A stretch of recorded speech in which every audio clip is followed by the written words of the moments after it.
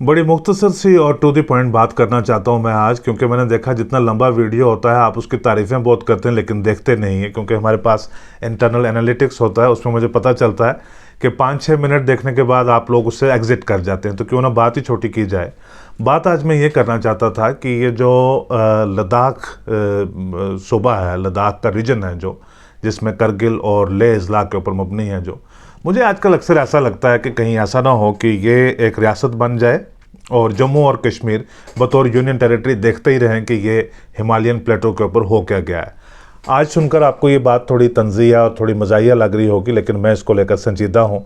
बात करते हैं इसके बारे में। मेरा नाम ज़फ़र चौधरी है।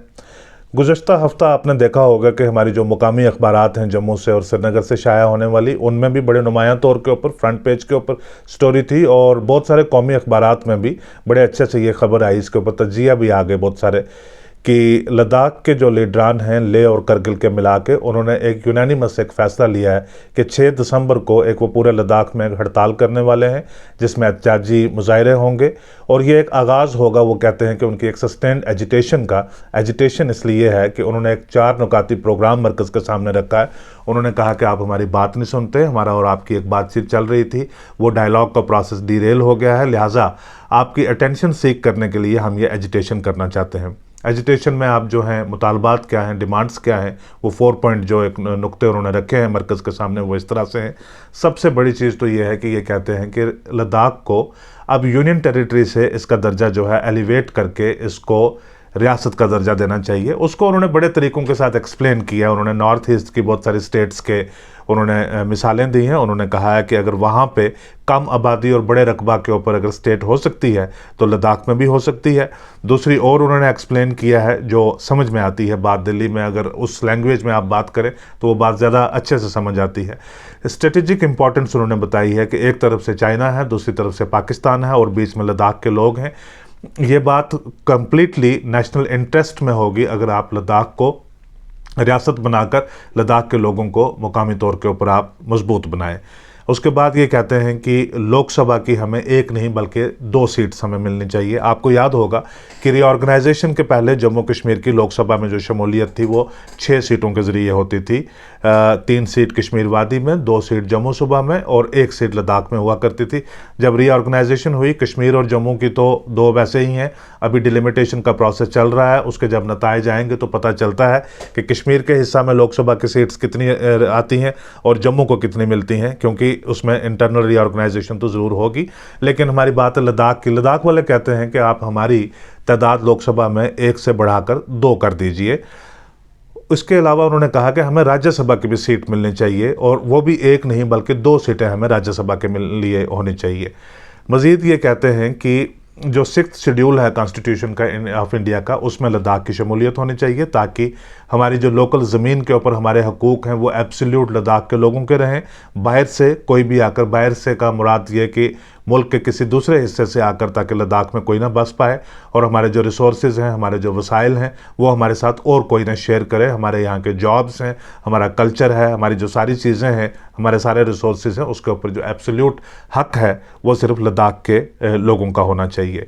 इसमें कुछ इंटरेस्टिंग चीज़ जो देखने को इस बार वो ये मिली है कि आप हिस्टोरिकली तारीख़ी तौर के ऊपर अगर आप देखेंगे, आज या कल की बात नहीं है, डिफरेंसेस हमेशा रहे हैं लेह और करगिल अजला के बीच। लेह में बुद्धिस्ट मेजॉरिटी है, करगिल डिस्ट्रिक्ट में मुस्लिम मेजॉरिटी है।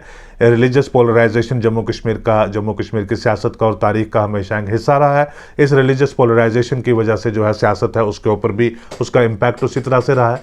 लेकिन ये जो रिलीजियस जो एक प्रोपोर्शन है लद्दाख में और करगिल में, ये बहुत ज़्यादा उस तरह से जो इसमें जो डिफरेंस है वो नहीं है। अगर आप लेह डिस्ट्रिक्ट में जाते हैं तो जो बुद्धिस्ट पॉपुलेशन है वो स्लाइटली 50% से ज़्यादा है, और जब आप करगिल में जाते हैं तो वहाँ पे जो मुस्लिम पॉपुलेशन है वो स्लाइटली 50% से ज़्यादा है। यानी कुल मिला के एक बुद्धिस्ट मेजॉरिटी डिस्ट्रिक्ट ये ज़रूर बनता है। 54-55% बुद्धिस्ट होगा और 43-44% है जो वो मुस्लिम होगा। लेकिन जो सियासी नज़रियात हैं, जो पावरफुल इंस्टीट्यूशंस हैं लेह के और करगिल के, यानी जो बुद्धिस्ट डोमिनेटेड और मुस्लिम डोमिनेटेड जो इंस्टीट्यूशंस हैं, उन्होंने इनको सियासी नज़रिया के तौर के ऊपर हमेशा खिता को डिस्ट्रिक्ट के बेसिस के ऊपर एक दूसरे से काफ़ी दूर रखा है। कारगिल लेह वालों ने जब ये बनी थी यूनियन टेरिटरी, थोड़ा सा मैं पीछे लेकर जाता हूँ तब थोड़ा बेहतरी के साथ ये बात समझ आएगी। दरअसल लद्दाख जम्मू कश्मीर का हिस्सा बना जब डोगरों ने रियासत जम्मू कश्मीर को कायम किया। जनरल जोरावर सिंह 1830s में जब तिब्बत को मार्च करते हुए गए, उस दौरान लद्दाख को जम्मू का हिस्सा यानी जम्मू के डोगरों का कंट्रोल आ गया था। उसके बाद जब डोगरा रियासत जम्मू कश्मीर बनी तो लद्दाख बाकायदा तौर के ऊपर उस रियासत का हिस्सा बन गया। 1947 के बाद जब डेवलपमेंट हुई तो लद्दाख का ही हिस्सा था गिलगित बल्तिस्तान, जो पाकिस्तान के कब्जा में चला गया। लेकिन 1950 से ये डिमांड ऑन रिकॉर्ड है कि जो लद्दाख के लोग हैं उन्होंने मरकज़ से ये गुहार हमेशा लगाई है कि जो जम्मू कश्मीर की मॉडर्न स्टेट जो तश्कील हुई है पोस्ट 1947, हम उसका हिस्सा नहीं रहना चाहते हैं, बल्कि हम एक मरकज़ से ही बेशक कंट्रोल हो, हमारी इंटरनल ऑटोनॉमी उसके ऊपर हो, हम बतौर एक यूनियन टेरिटरी रहना चाहते हैं, यानी एक अलग खिता रहना चाहते हैं। ये तब की बात है जब यूनियन टेरिटरी का कॉन्सेप्ट बहुत अच्छे तरीके से हिंदुस्तान में अभी नहीं देखा गया था। यानी यूनियन टेरिटरी का कॉन्सेप्ट जो है 1956 में 1954 से लेकर 56 के दरमियान जब स्टेट्स की रीऑर्गेनाइजेशन हो रही थी, कौन कौन सा हिस्सा यूनियन टेरिटरी रहेगा, तब जाकर ये नुमायां तौर पर पता चल रहा था कि यूनियन टेरिटरी क्या होती है, उसकी गवर्नेंस और एडमिनिस्ट्रेशन क्या होती है, लोकल लोगों के इख्तियारात क्या होते हैं। उससे भी 4-5 साल पहले जो पहला मेमोरेंडम है लद्दाख की लीडरशिप ने प्राइम मिनिस्टर ऑफ इंडिया को ज़ाती तौर के ऊपर मिलकर उनको दिया था। उन्होंने कहा था कि हमें जम्मू कश्मीर से अलग एक हमारी एडमिनिस्ट्रेटिव पॉलिटिकल एंटिटी जो है वो जम्मू कश्मीर से अलग होनी चाहिए। ये फिर लंबे वक्त तक एक एजिटेशन चलती रही, 1980s में भी चली। 1990s में इस एजिटेशन ने बहुत ज़्यादा तूल पकड़ी और 2002 में मैं ज़रा इसको स्पीड के साथ बहुत सारे जो इवेंट्स हैं उनको जंप ओवर करके मैं जो की इसमें डेवलपमेंट्स हैं वो बता रहा हूँ। लेट 1970s में एक बड़ी एजिटेशन हुई थी। उस एजिटेशन के बाद पहले लद्दाख एक ही डिस्ट्रिक्ट हुआ करता था, फिर 2 डिस्ट्रिक्ट बनाकर करगिल को एक अलग ज़िला बना दिया गया और लेह को अलग ज़िला बना दिया गया। अब करगिल मुस्लिम मेजॉरिटी थी तो ये भी एक इल्ज़ाम है कि ये एक अपने आप में कम्युनल डिवाइड था, लेकिन लोकल लोग कहते हैं कि एडमिनिस्ट्रेशन के पॉइंट ऑफ व्यू से ये अच्छा है। करगिल से ज़ंस्कार से आपको ले जाना पड़ता अपने मामलात के लिए, वो थोड़ा मुश्किल बन जाता है। लद्दाख का जो रकबा है वो बहुत ज़्यादा है लेकिन पॉपुलेशन बहुत कम है। आप एक गाँव से लेकर दूसरे गाँव में अगर आपको जाना हो 60 किलोमीटर 70 किलोमीटर, कहीं पे 100 या 150 किलोमीटर की दूरी पर आपको जाना पड़ता है, तो लिहाजा बड़ी स्कैटर्ड पॉपुलेशन है। 2002 और 1 के दरमियान क्या हुआ है कि एक बड़े पैमाने के ऊपर एक मूवमेंट चली, वो थी यूनियन टेरिटरी के लिए। उसको बोलते थे Ladakh union territory front, LUTF। LUTF ने यहाँ तक किया जो शुरू में मैंने कहा था कि जम्मू और कश्मीर कहीं देखते ना रह जाएं और लद्दाख रियासत बन जाए। लद्दाख वाले कैसे अपने सियासी जो हकूक़ होते हैं, मामलात होते हैं, उनके बारे में वो कैसे बात करते हैं, ये बात बड़ी एक इंस्पायरिंग कहानी है ये। उन्होंने क्या कहा कि जो जितने भी तमाम नेशनल पॉलिटिकल पार्टीज़ या स्टेट की जो पॉलिटिकल पार्टीज़ हैं उनके ऊपर दरवाजे बंद कर दिए, शट डाउन कर दिया। लोकल बैठकर उन्होंने ये फैसला लिया कि कोई भी लोकल यहाँ के जो पॉलिटिकल लीडर्स हैं जो इलेक्शन लड़ना चाहते हैं वो किसी नेशनल या रीजनल स्टेट पॉलिटिकल पार्टी की टिकट के ऊपर इलेक्शन नहीं लड़ेंगे, क्योंकि अगर आप बीजेपी की, कांग्रेस की, NC या PDP या किसी भी जमात की टिकट के ऊपर आप इलेक्शन लड़ते हैं, फिर जो उस पार्टी का नज़रिया होता है, उस पार्टी का जो एजेंडा होता है लद्दाख के तय, आपको उसके मुताबिक चलना पड़ता है। हो सकता है वो पार्टी लद्दाख के लोगों के लिए एक टेलर मेड एजेंडा ना बनाए। तो लिहाजा यूनियन टेरिटरी का वादा पूरी तरह से किसी पार्टी का नहीं था। उन्होंने कहा कि हम किसी पार्टी को लद्दाख में आने ही नहीं देंगे। जब ये एक कंसेंसस वहाँ पे हुआ तो तब उन्होंने मज़ीद ये भी कहा कि पूरे मुल्क को हम ये बताते हैं कि यूनियन टेरिटरी के मुद्दे के ऊपर हम इस हद तक यूनाइटेड हैं कि हमें एक दूसरे के साथ लड़ने की भी ज़रूरत नहीं है। यानी कि हमारे जो इश्यूज़ हैं उसको लेकर हमारे दरमियान इतना कंसेंसस है that no two Ladakhis want to fight against each other on our issues. तो लिहाजा इसके चलते जो 2002 के इंतखाबात हुए उसके जो रिज़ल्ट्स हुए उसमें अनइलेक्टेड आए वहाँ से लोग, खासकर लेह से, और नोब्रा कॉन्स्टिट्यूंसी है वहाँ से अनइलेक्टेड आए, वहाँ पे इलेक्शन की ज़रूरत पड़ी नहीं। सिमिलरली इसको करगिल में इलेक्शन हुआ, लेकिन करगिल को जो लेह में जिस तरह से डेवलपमेंट्स हुई उसका डिविडेंड करगिल को भी मिला।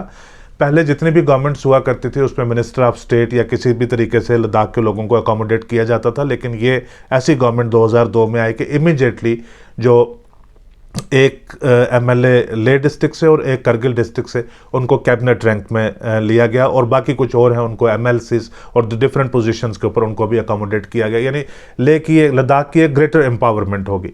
इसके साथ साथ जो ऑटोनोमस हिल डेवलपमेंट काउंसिल जो 1990s में ही जिसने अपनी शक्ल सूरत अख्तियार कर ली थी, उसको 2002 के इंतखाबात के बाद 2003 में उसको मज़ीद एम्पावर किया गया। मज़ीद यानी इतना एम्पावर किया गया कि बहुत सारे मामलात में उनकी जो पावर्स हैं वो कैबिनेट से भी ओवररन करती थी, कि वो अपने जो लोकल डिसीजंस हैं, यानी जो जम्मू कश्मीर की गवर्नमेंट है या कैबिनेट है या लेजिस्लेचर है, उसके ऊपर उनको बहुत ज़्यादा मुनस्सर नहीं रहना पड़ता था, वो अपने फैसला खुद ही ले लिया करते थे। अब जब ये एम्पावरमेंट इसकी हो गई और ये मिनिस्टर्स ये भी बन गए, आहिस्ता आहिस्ता उन्होंने पॉलिटिकल पार्टीज़ भी ज्वाइन कर ली, तब इनसे अक्सर पूछा जाता था कि क्या जो हिल डेवलपमेंट काउंसिल है, एम्पावर्ड हिल डेवलपमेंट काउंसिल और कैबिनेट पोजीशंस वगैरह, क्या ये एक अंडरस्टैंडिंग है, ये एक एग्रीमेंट है कि इसके ऊपर आपने आमीन कर ली है कि ठीक है अब यूनियन टेरिटरी नहीं मिलती और ये यूनियन टेरिटरी देना भी नहीं चाहते, तो क्या ये एक मिडिल पाथ हो सकता है कि इतने एम्पावरमेंट के ऊपर हम बस कर दें? तो इन्होंने कहा हमेशा, ये किसी एक या दूसरे की बात नहीं, इन्होंने हमेशा कहा कि ये एक स्टेपिंग स्टोन है, ये एक पहला हमारा उस डायरेक्शन में हम गए हैं जहाँ पे पहला माइलस्टोन हमने अचीव किया है टूवर्ड्स यूनियन टेरिटरी। अब यूनियन टेरिटरी हम अचीव करके रहेंगे। फाइनली 2019 में जब जम्मू कश्मीर की रीऑर्गेनाइजेशन हुई तो लद्दाख यूनियन टेरिटरी बन गई। करगिल पूरी तरह से इस चीज़ को लेकर मुतफिक नहीं था। वो जिस तरह से लद्दाख में सेलिब्रेशंस हो रही थी, करगिल उस चीज़ को लेकर खुश नहीं था। और लद्दाख के मेंबर पार्लियामेंट ने जो धुआंधार स्पीच की थी पार्लियामेंट में, जिसको उस वक्त प्राइम मिनिस्टर ने भी शेयर किया था और मिलियंस ऑफ व्यूज़ उसको एक आध दिन के अंदर ही मिल गए थे, आहिस्ता आहिस्ता जब वो स्पीच भी थोड़ी उसके ऊपर भी डस्ट बैठने लगी तो लद्दाख के अंदर सवालात होने लगे कि जो हमारी इंटरनल ऑटोनॉमी है उसका क्या होगा। ये इंटरनल ऑटोनॉमी के चक्कर में वैसे भी लद्दाख की एडमिनिस्ट्रेशन को, जो स्टेट की गवर्नमेंट है या सेंटर है, उन्होंने कंफ्यूज भी काफ़ी हद तक किया। यानी पंचायती राज इंस्टीट्यूशंस भी है वहाँ पे, पंचायत से भी इलेक्ट होकर और लोग आते हैं। उसके बाद आपका ये भी है जो ऑटोनोमस हिल डेवलपमेंट काउंसिल है, कहीं पे इनकी जो पावर्स हैं, जुरिस्डिक्शन है, आपस में क्लैश होती हैं। उसके ऊपर जो है यूनियन टेरिटरी एडमिनिस्ट्रेशन है। तो ये 3 सतह के ऊपर वहाँ पे गवर्नेंस है, लोकल गवर्नेंस होती है, लेकिन जो एरियाज़ हैं वो पूरी तरह से डिफाइन नहीं होते, जहाँ पे जो क्लैश ऑफ पावर है वो बहुत जगह पे पाया जाता है। अब लद्दाख के लोग कहते हैं कि बहुत बहुत शुक्रिया, हमें यूनियन टेरिटरी तो मिली, लेकिन हमें अब रियासत चाहिए। रियासत के ऊपर जो एक रेयर यूनानिमिटी है, सबसे पहले जो करगिल के लोग हैं, इन्होंने एक एजिटेशन स्टार्ट की। इन्होंने कहा कि हम यूनियन टेरिटरी के साथ नहीं मुतफिक, हमें जो है जो जम्मू कश्मीर रियासत है हमें उसका हिस्सा होना चाहिए। और उन्होंने अपने मुतालबात दिए कि स्टेट सब्जेक्ट वगैरह रिस्टोर होना चाहिए, स्पेशल जो स्टेटस विड्रॉ हुआ है वो रिस्टोर होना चाहिए। तो करगिल के लोगों के साथ एक मरकज़ का डायलॉग शुरू हुआ। इसी तरह लेह के लोगों का पहले मरकज़ के साथ डायलॉग था। उन्होंने एक अपनी अपेक्स बॉडी तश्कील की थी जिसमें तमाम रिलीजियस, सोशल, पॉलिटिकल, कल्चरल इन सारी ऑर्गेनाइजेशंस को मिलाकर मरकज़ के साथ उन्होंने एक डायलॉग करना शुरू किया था कि हमारी ग्रेटर एम्पावरमेंट, खास करके 6th शेड्यूल में जो इंक्लूजन है वो होना चाहिए। आज की सूरत हाल ये है कि जो एक हिस्टोरिकल डिफरेंसेस हैं वो ओवरकम करके लेह और करगिल के लोग वो सारे एक ज़ुबान हो गए हैं, वो सारे इकट्ठे हो गए हैं। आज पूरा लद्दाख जो है वो यूनानिमस है। उसमें जितने भी कोई भी नेशनल या रीजनल लोकल पॉलिटिकल पार्टी है, उसके जितने भी रिप्रेजेंटेटिव हैं वो सारी का हिस्सा हैं। लेकिन सिर्फ अगर एक आइसोलेटेड पार्टी है वहाँ पे, वो है बीजेपी। बीजेपी अब इसका हिस्सा नहीं हो सकती क्योंकि उनका जो मुतालबात हैं वो बीजेपी की गवर्नमेंट से हैं, उनकी जो नाराज़गियाँ हैं वो बीजेपी की सरकार से हैं। उन्होंने कहा कि आपने पिछले साल हमारे साथ बातचीत करना शुरू की, फिर उसके बाद वो जो डायलॉग है वो ब्रेक डाउन हो गया उसका। उसके बाद 28 अगस्त की बात है लास्ट ईयर की, मिनिस्टर ऑफ माफ़ कीजिएगा इसी साल की, minister of state for home जब इनका लद्दाख का दौरा था तो उनकी इन ऑर्गेनाइजेशंस के साथ डायलॉग उनके एजेंडा के ऊपर नहीं था, तो लिहाजा इन्होंने एक शटडाउन का आह्वान कर दिया। इसके चलते उनको दोबारा बात करनी पड़ी। उन्होंने कहा कि एक आध बार आपने सिंबॉलिक सी बात की हमारे साथ, अब आप हमारे साथ बात कर ही नहीं सकते। ये एक लंबी कहानी है लद्दाख की। ये जिस तरह से सस्टेन्ड एजुटेशन का इन्होंने प्रोग्राम दिया है, शायद इसको सारी चीज़ों को तो नहीं, हम अक्सर इनसे प्राइवेट स्पेस में बात करते हैं, हम कहते हैं कि कहीं आप ऐसा तो नहीं कर रहे कि आपको चाहिए असल में पिस्तौल है लेकिन आप इसका टैंक का लाइसेंस मांग रहे हैं। कहते नहीं नहीं, ये बात नहीं है, हम एक्चुअली पूरी तरह से कन्विंस्ड हैं कि हमें स्टेट ही चाहिए और स्टेट के लिए ही हम एजिटेट करेंगे। अब जम्मू कश्मीर की बात है, मैं अक्सर करता रहता हूँ कि कहीं ये ना हो कि लद्दाख यूनियन टेरिटरी से उसका स्टेटस एलिवेट होकर वो स्टेट बन जाए और जम्मू कश्मीर वैसे ही यूनियन टेरिटरी रह जाए। उसकी सबसे बड़ी वजह यह है कि कोई दो पॉलिटिकल पार्टीज या कोई दो लीडरान जो है वो इकट्ठे होकर एक ही टेबल के ऊपर बैठकर एक ही ज़ुबान के बीच ये बात वो कह ही नहीं सकते कि हमें ये चीज़ चाहिए, इस किस्म का जो मुस्तकबिल है शॉर्ट टर्म में या लॉन्ग टर्म में हमें क्या चाहिए, मीडियम टर्म में हमें क्या चाहिए, इसके बारे में वो वापस बात ही नहीं कर सकते। यहाँ पे सिर्फ ये होता है कि अपनी पॉलिटिकल स्पेस है, कहीं ये ना हो कि हम इकट्ठे बैठे तो दूसरा जो है वो इसको अपॉर्चुनिटी को यूज़ करके हमारी पॉलिटिकल स्पेस को एनक्रोच कर जाए। आपने देखा होगा कि जब प्राइम मिनिस्टर ने बुलाया था, ऑल पार्टी डेलीगेशन बुलाया था, तो उस दौरान आपने देखा कि बजाय यूनानिमिटी के कि प्राइम मिनिस्टर को जाकर टेबल के ऊपर बैठकर बताएं कि हमारा आप जो नंबर 1, 2, 3 आपको डिलिमिटेशन की बात है, इलेक्शन की है, स्टेटहुड की रेस्टोरेशन की है, इसकी क्रोनोलॉजी को रिवर्स किया जाना चाहिए या नहीं, बाकी चीज़ें की जानी चाहिए या नहीं, ऐसे नहीं है। उस जो मीटिंग दिल्ली में होनी थी उससे पहले के आप सबके बयानात देखिए और उस मीटिंग के बाद के आपके सबके बयानात देखिए, आप देखिए कि जो उसमें डाइवर्जेंस होनी है वो ज़रूरी है, पॉलिटिकल डायलॉग में डाइवर्जेंस तो होती है, लेकिन जो लैक ऑफ यूनानिमिटी और एक दूसरे का क्रिटिसिज्म है वो कितना है। कश्मीर में मैंने देखा कि वहाँ पे बात शुरू ही होती है जो प्री 2019 स्टेटस है या जो स्पेशल स्टेटस है उसके इर्द गिर्द बात होती है। अगर आप स्टेटहुड के ऊपर यूनानिमिटी की बात करें तो उसके ऊपर इमीडिएटली इल्ज़ाम आयद हो जाता है, या तो आप मरकज़ के साथ मिले हुए हैं या आप जो है बड़ा ग्रेटर कॉम्प्रोमाइज़ आप कर चुके हुए हैं, इसलिए लिहाजा आप स्टेट के बारे में बात कर रहे हैं। इसलिए स्टेट के बारे में, स्टेट की रेस्टोरेशन के बारे में यूनानिमिटी के साथ कश्मीर में बात ही नहीं हो सकती।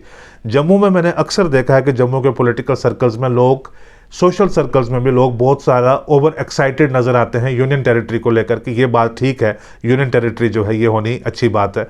मैंने देखा कि जहाँ पे ज़रूरत नहीं भी है, कोई कहते हैं ना कि भी जम्मू कश्मीर के बड़े प्रोमिनेंट लीडर उन्होंने अपने बयान में आज ये कहा, या यहाँ की एक बड़ी इंपॉर्टेंट सोशल फिगर उसने अपने बयान में ये कहा, तो लोग एक्स्ट्रा एम्फेसिस ऐड करके कहते हैं one of the greatest political figures of Jammu and Kashmir union territory.